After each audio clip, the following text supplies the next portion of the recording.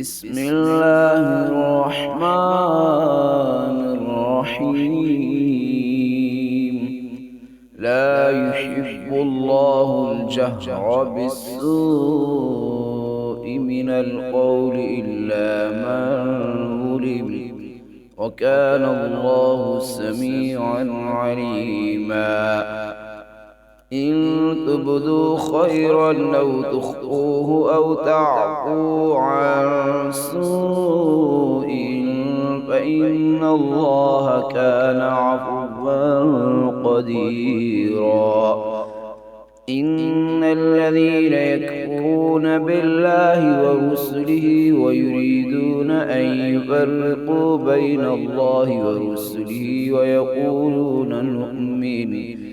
ويقولون نؤمن ببعض ونكفر ببعض ويريدون أن يتخذوا بين ذلك سبيلا، أولئك هم الكافرون حقا، وأعتدنا للكافرين عذابا مهينا.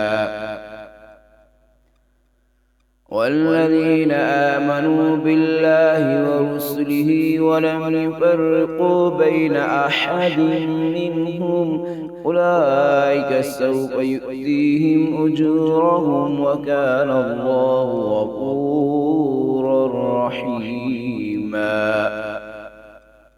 يسألك أهل الكتاب أن تنزل عليهم كتابا من السماء، فقد سألوا موسى أكبر من ذلك فقالوا أرنا الله جهرة فأخذتهم الصاعقة بظلمهم، ثم اتخذوا العجل من بعد ما جاءتهم البينات فعفونا عن ذلك وآتينا موسى سلطانا مبينا. ورفعنا فوقهم الطور بميثاقهم وقلنا لهم ادخلوا الباب سجدا وقلنا لهم لا تعدوا في السبت وأخذنا منهم ميثاقا غليظا. فبما نقضهم ميثاقهم وكفرهم بآيات الله وقتلهم الأنبياء بغير حق وقولهم قلوبنا غلف، بل طبع الله عليها بكفرهم فلا يؤمنون إلا قليلا.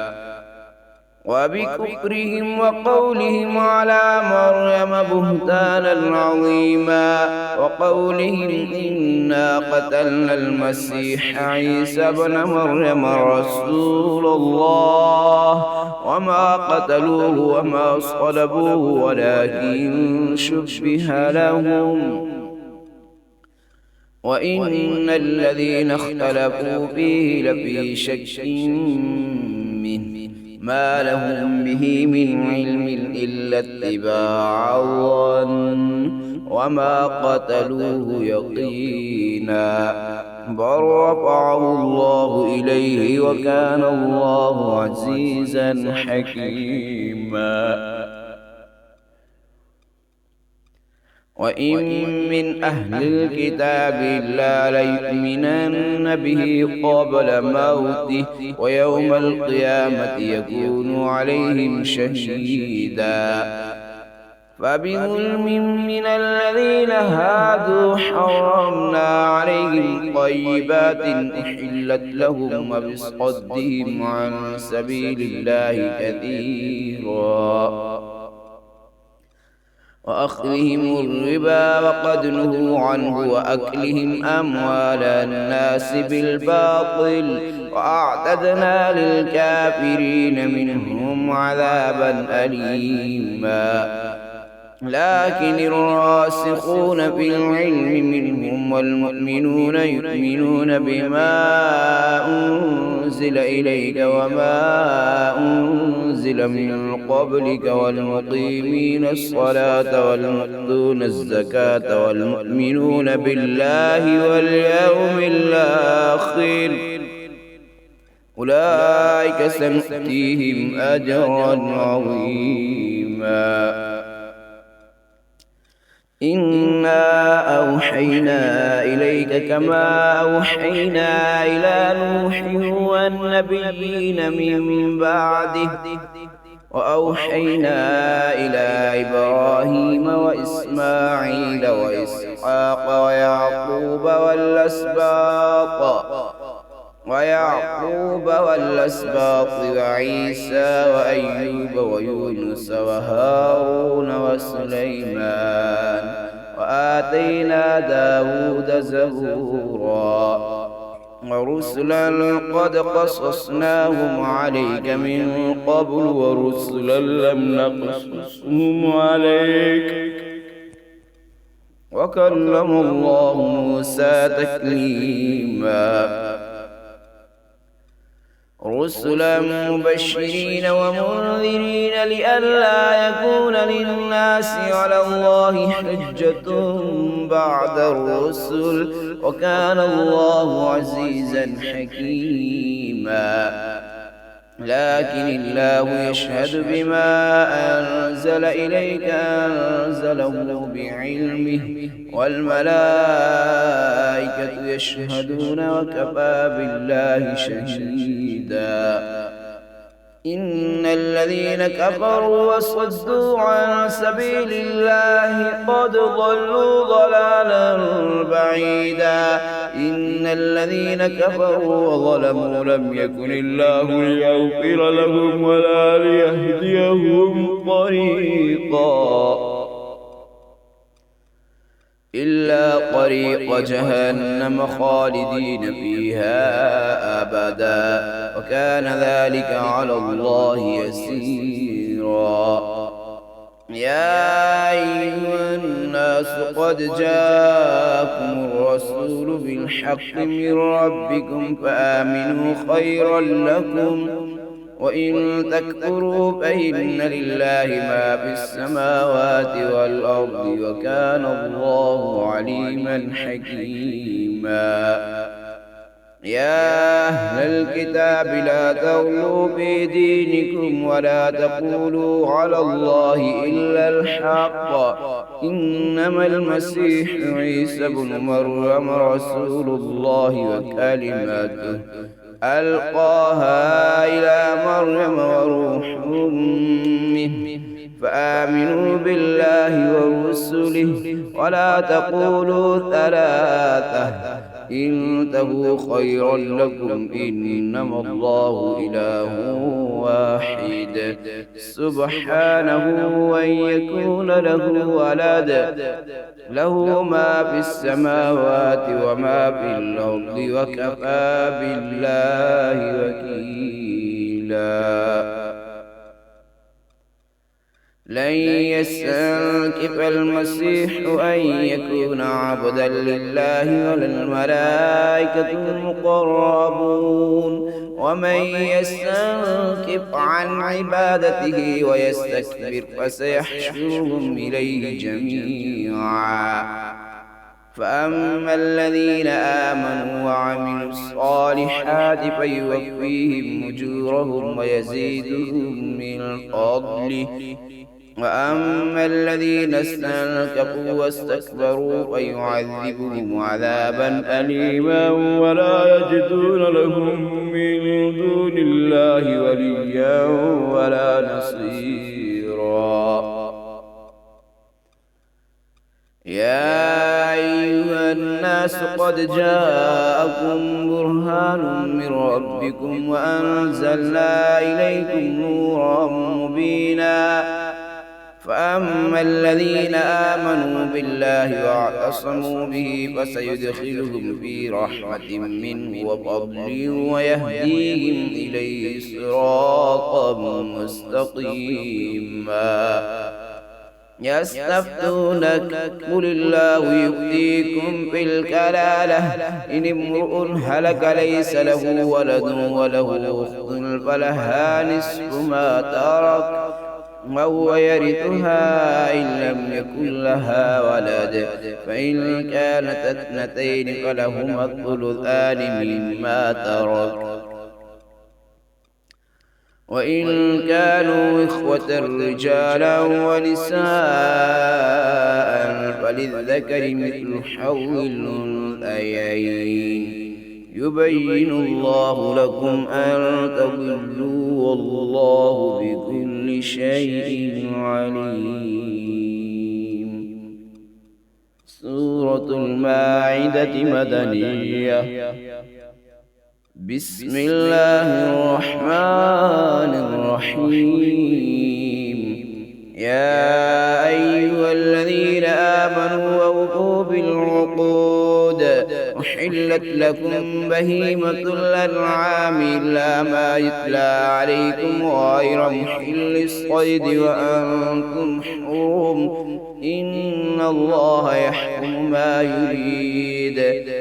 يا أيها الذين آمنوا لا تحلوا شعائر الله ولا الشهر الحرام ولا الهدي ولا القلائد ولا آمين البيت الحرام يبتغون فضلا من ربهم ورضوانا وإذا حللتم فاصطادوا ولا يجرمنكم شنآن قوم أن صدوكم عن المسجد الحرام أن تعتدوا وتعاونوا على البر والتقوى ولا تعاونوا على الإثم والعدوان واتقوا الله إن الله شديد العقاب. حرمت عليكم الميتة والدم ولحم الخنزير وما أهل لغير الله به والمنخنقة والموقوذة والمتردية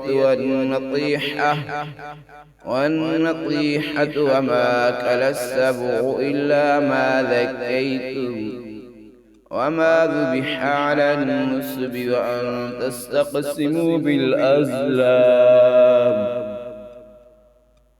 ذلكم فسق. اليوم يئس الذين كفروا من دينكم فلا تخشوهم واخشون اليوم أكملت لكم دينكم وأتممت عليكم نعمتي ورضيت لكم الإسلام دينا فمن اضطر في مخمصة غير متجانف لإثم فإن الله غفور رحيم. يسألونك ماذا أحل لهم قل أحل لكم الطيبات وما علمتم من الجوارح مكلبين تعلمونهن مما علمكم الله وكلوا مما أمسكن عليكم واذكروا اسم الله عليه واتقوا الله إن الله سريع الحساب. اليوم أحل لكم الطيبات وطعام الذين أوتوا الكتاب حل لكم وطعامكم حل لهم والمحصنات من المؤمنات والمحصنات من الذين أوتوا الكتاب من قبلكم إذا آتيتموهن أجورهن محصنين غير مسافحين ولا متخذي أخدان ومن يكفر بالإيمان فقد حبط عمله وهو في الآخرة من الخاسرين. يا أيها الذين آمنوا إذا قمتم إلى الصلاة فاغسلوا وجوهكم وأيديكم إلى المرافق وامسحوا برؤوسكم وأرجلكم إلى الكعبين وإن كنتم جنبا فاطهروا وإن كنتم مرضى أو على سفر أو جاء أحد منكم من الغائط أو لامستم النساء فلم تجدوا ماء فتيمموا صعيدا طيبا فامسحوا بوجوهكم وأيديكم منه ما يريد الله ليجعل عليكم من حرج ولكن يريد ليطهركم وليتم نعمته عليكم لعلكم تشكرون واذكروا نعمة الله عليكم وميثاقه الذي واثقكم به قلتم سمعنا وأطعنا واتقوا الله إن الله عليم بذات الصدور يا أيها الذين آمنوا كونوا قوامين لله شهداء بالقسط ولا يجرمنكم شنآن قوم على ألا تعدلوا اعدلوا هو أقرب للتقوى واتقوا الله إن الله خبير بما تعملون وعد الله الذين آمنوا وعملوا الصالحات لهم مغفرة وأجر عظيم والذين كفروا وكذبوا بآياتنا أولئك أصحاب الجحيم يا أيها الذين آمنوا اذكروا نعمة الله عليكم إذ هم قوم أن يبسطوا إليكم أيديكم فكف أيديهم عنكم واتقوا الله وعلى الله فليتوكل المؤمنون ولقد أخذ الله ميثاق بني إسرائيل وبعثنا منهم 12 نقيبا وقال الله إني معكم لئن أقمتم الصلاة وآتيتم الزكاة وآمنتم برسلي وعزرتموهم وأقرضتم الله قرضا حسنا لأكفرن عنكم سيئاتكم ولأدخلنكم جنات تجري من تحتها الأنهار فمن كفر بعد ذلك منكم فقد ضل سواء السبيل فبما نقضهم ميثاقهم لعناهم وجعلنا قلوبهم قاسية يحرفون الكلم عن مواضعه ونسوا حظا مما ذكروا به ولا تزال تطلع على خائنة منهم إلا قليلا منهم فاعف عنهم واصفح إن الله يحب المحسنين ومن الذين قالوا إنا نصارى أخذنا ميثاقهم فنسوا حظا مما ذكروا به فأغرينا بينهم العداوة والبغضاء إلى يوم القيامة وسوف ينبئهم الله بما كانوا يصنعون يا أهل الكتاب قد جاءكم رسولنا يبين لكم كثيرا مما كنتم تخفون من الكتاب ويعفو عن كثير قد جاءكم من الله نور وكتاب مبين يهدي به الله من اتبع رضوانه سبل السلام ويخرجهم من الظلمات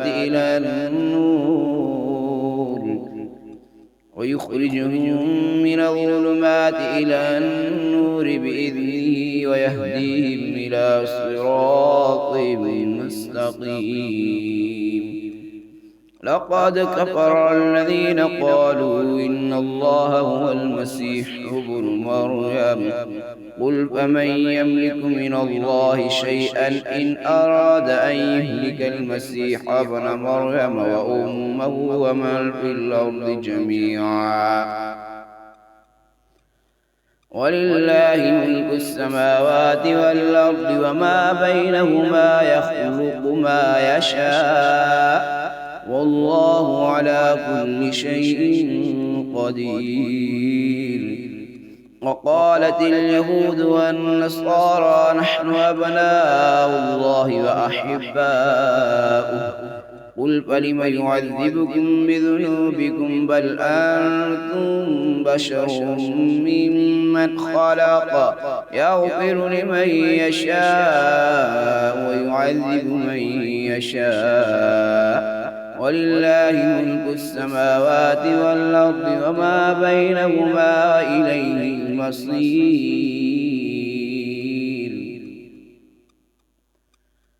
يا أهل الكتاب قد جاءكم رسولنا يبين لكم على فترة من الرسل أن تقولوا ما جاءنا من بشير ولا نذير وقد جاءكم بشير ونذير والله على كل شيء قدير. وإذ قال موسى لقومه يا قوم اذكروا نعمة الله عليكم إذ جعل فيكم أنبياء وجعلكم ملوكا وآتاكم ما لم يؤت أحدا من العالمين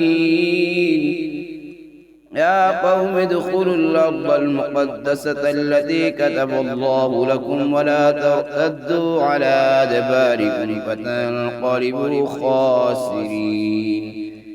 قالوا يا موسى إن فيها قوما جبارين وإنا لن ندخلها حتى يخرجوا منها فإن يخرجوا منها فإنا داخلون.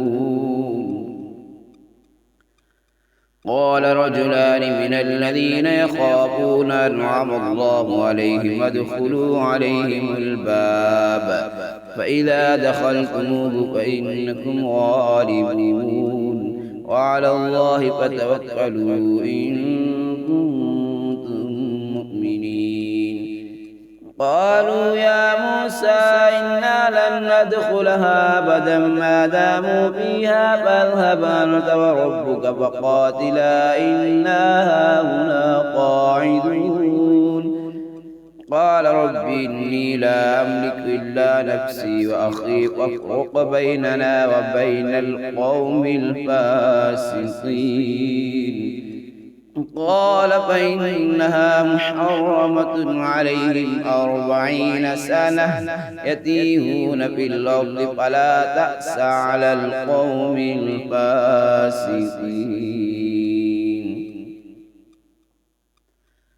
واتلوا عليهم نبأ بني آدم بالحق إذ قربا قربانا فتقبل من أحدهما ولم يتقبل من الآخر قال لأقتلنك قال إنما يتقبل الله من المتقين. لئن بسطت إلي يدك لتقتلني ما أنا بباسط يدي إليك لأقتلك إني أخاف الله رب العالمين.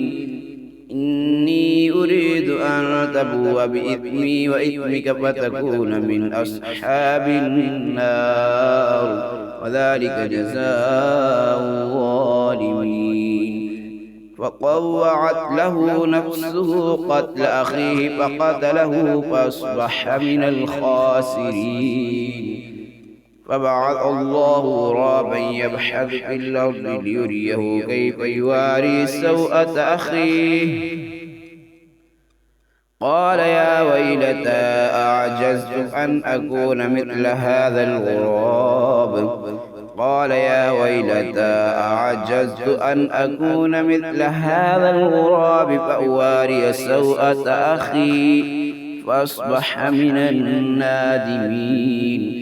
من أجل ذلك كتبنا على بني إسرائيل أنه من قتل نفسا بغير نفس أو فساد في الأرض فكأنما قتل الناس جميعا.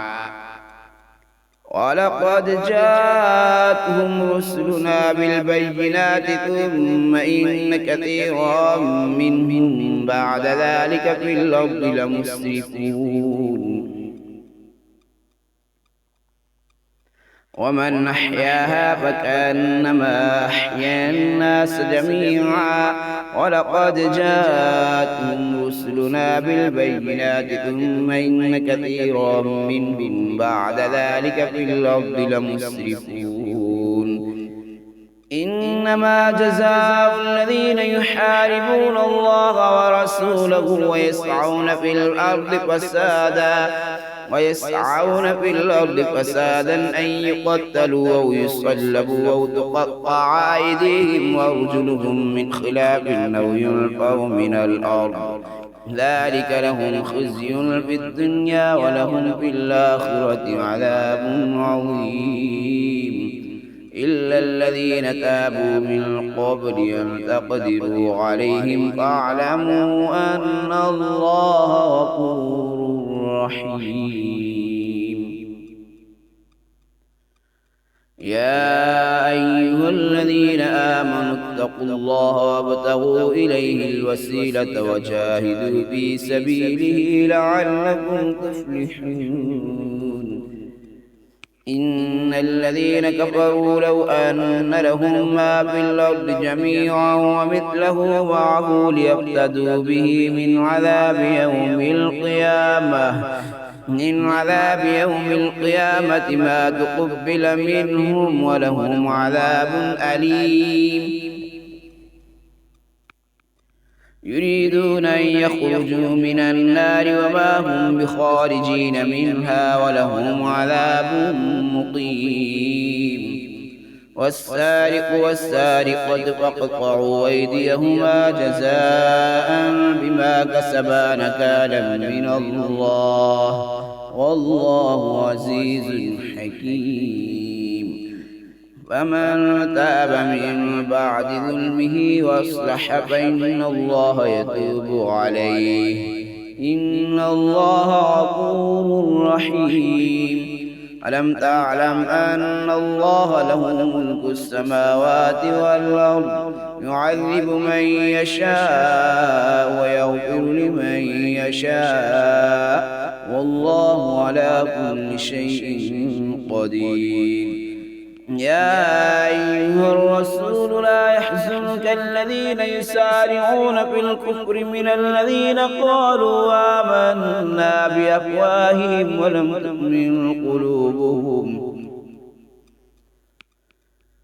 ومن الذين هادوا سماعون للكذب سماعون لقوم آخرين لم يأتوك يحرفون الكلم من بعد مواضعه يقولون إن أوتيتم هذا فخذوه وإن لم تؤتوه فاحذروا ومن يرد الله فتنته فلن تملك له من الله شيئا. أولئك الذين لم يرد الله أن يطهر قلوبهم لهم في الدنيا خزي ولهم في الآخرة عذاب عظيم. سماعون للكذب أكالون للسحت فإن جاءوك فاحكم بينهم أو أعرض عنهم وإن تعرض عنهم فلن يضروك شيئا وإن حكمت فاحكم بينهم بالقسط إن الله يحب المقسطين. وكيف يحكمونك وعندهم التوراة فيها حكم الله ثم يتولون من بعد ذلك وما أولئك بالمؤمنين. إنا وأنزلنا التوراة فيها هدى ونور يحكم بها النبيون الذين أسلموا للذين هادوا والربانيون والأحبار بما استحفظوا من كتاب الله وكانوا عليه شهداء ولا تخشوا الناس واخشوني ولا تشتروا بآياتي ثمنا قليلا ومن لم يحكم بما أنزل الله فأولئك هم الكافرون. وكتبنا عليهم فيها أن النفس بالنفس والعين بالعين والأنف بالأنف والأذن بالأذن والسن بالسن والجروح قصاص فمن تصدق به فهو كفارة له ومن لم يحكم بما أنزل الله فأولئك هم الظالمون. وقفينا على آثارهم بعيسى ابن مريم مصدقا لما بين يديه من التوراة وآتيناه الإنجيل فيه هدى ونور ومصدقا لما بين يديه من التوراة وهدى وموعظة للمتقين. وليحكم أهل الإنجيل بما أنزل الله فيه ومن لم يحكم بما أنزل الله فأولئك هم الفاسقون.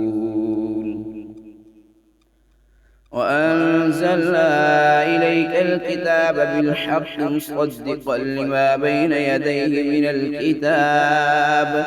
من الكتاب ومهيمنا عليه فاحكم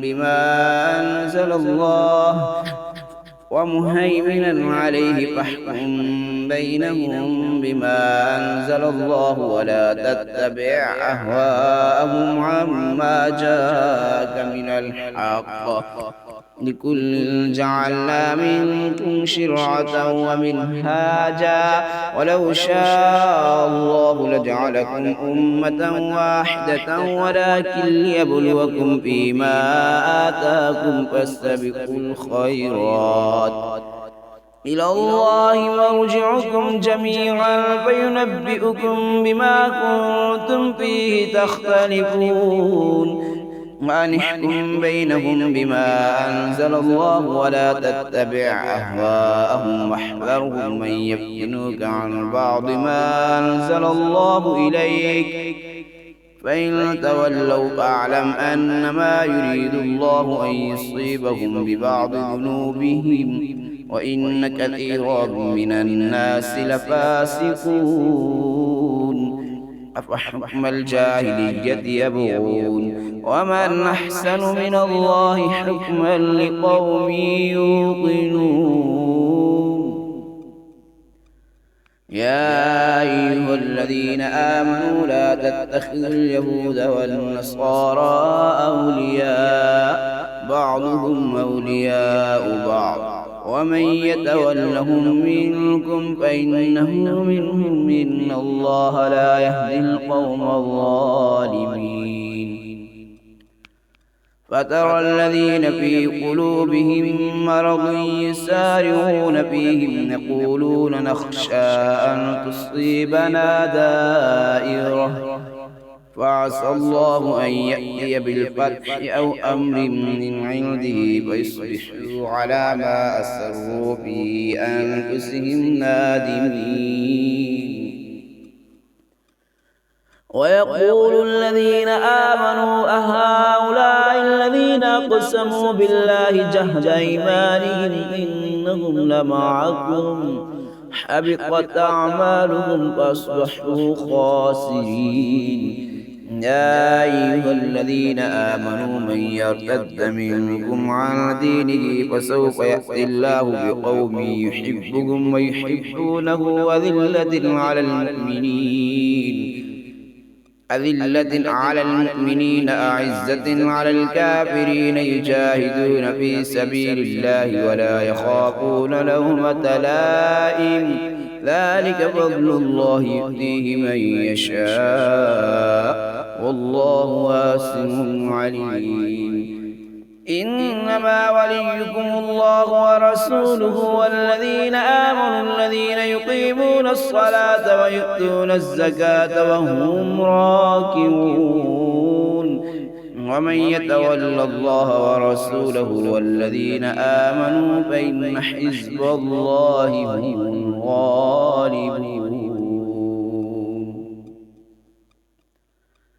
يا أيها الذين آمنوا لا تتخذوا الذين اتخذوا دينكم هزوا ولعبا من الذين أوتوا الكتاب من قبلكم والكفار أولياء واتقوا الله إن كنتم مؤمنين. وإذا ناديتم إلى الصلاة اتخذوها هزوا ولعبا ذلك بأنهم قوم لا يعقلون. قل يا أهل الكتاب هل تنقمون منا إلا أن آمنا بالله وما أنزل إلينا وما أنزل من قبل وأن أكثركم فاسقون. قل هل أنبئكم بشر من ذلك مثوبة عند الله من لعنه الله وغضب عليه وجعل منهم القردة والخنازير وعبد الطاغوت أولئك شر مكانا وأضل عن سواء السبيل. وإذا جاءوكم قالوا آمنا وقد دخلوا بالكفر وهم قد خرجوا به والله أعلم بما كانوا يكتمون.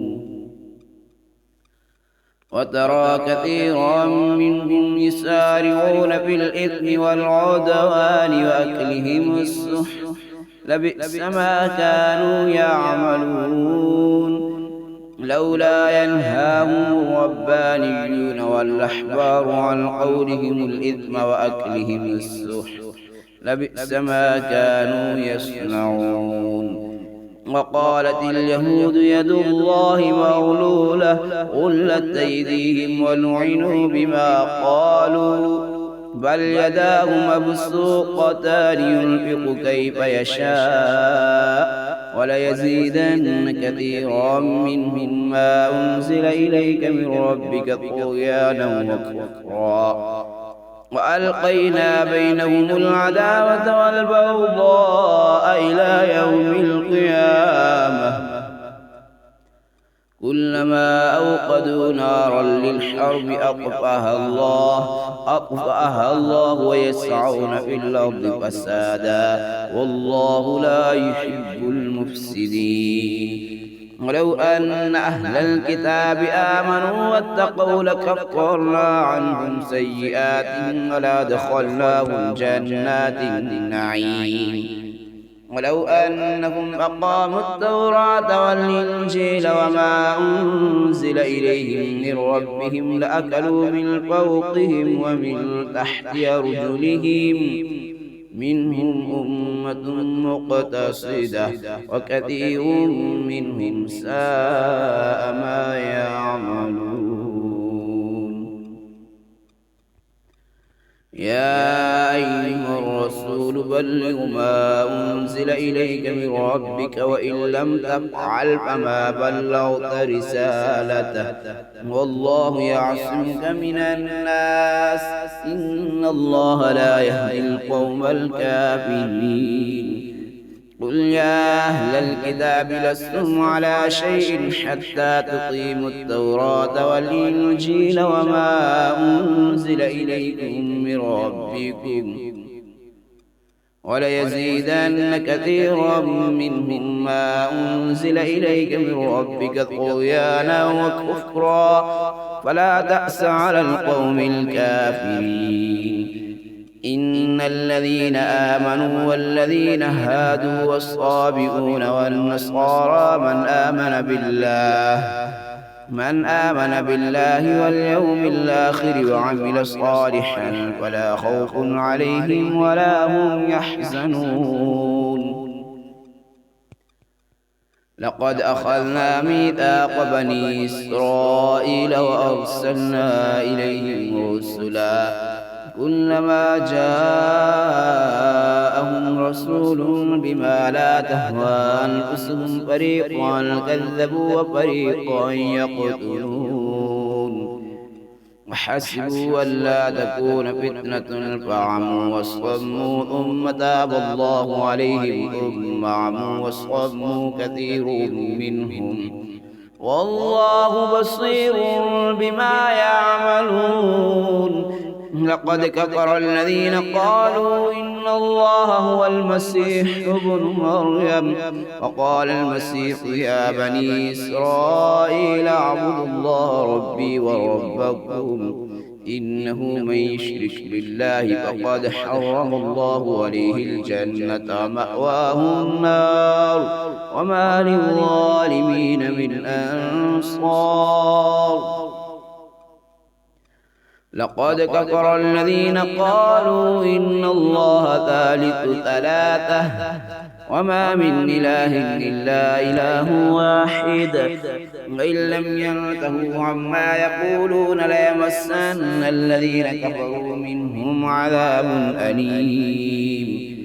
أفلا يتوبون إلى الله ويستغفرونه والله غفور رحيم. ما المسيح ابن مريم إلا رسول قد خلت من قبله الرسل وأمه صديقة كانا يأكلان الطعام انظر كيف نبين لهم الآيات ثم انظر أنى يؤفكون.